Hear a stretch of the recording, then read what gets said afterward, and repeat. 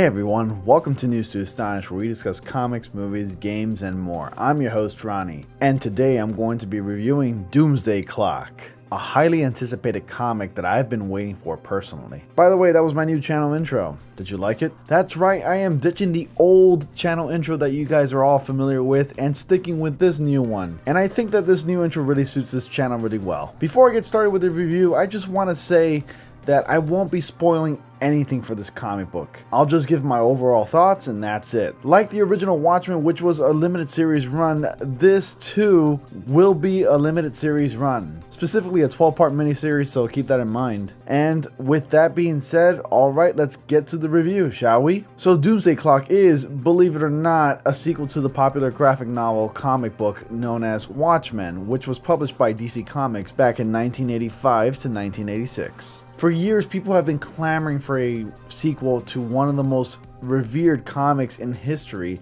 and just when people found out that none of the original writers were getting involved with this comic book series, people were starting to get a little bit skeptical, honestly. Think of it this way, the Watchmen universe and DC universe, tonally speaking, are completely distinguishable. Watchmen has a very particular tone that establishes that it's a Watchmen comic, and DC Comics has a mixture of tones.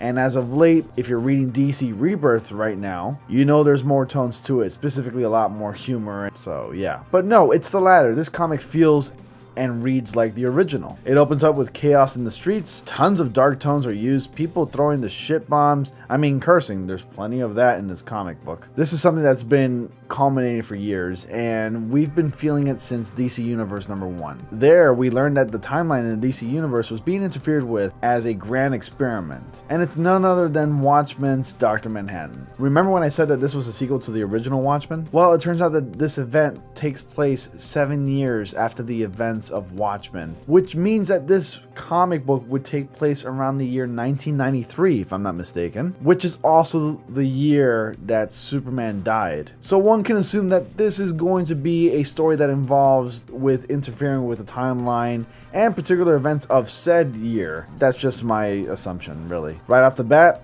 you can tell that this comic is going to be a pretty slow burner.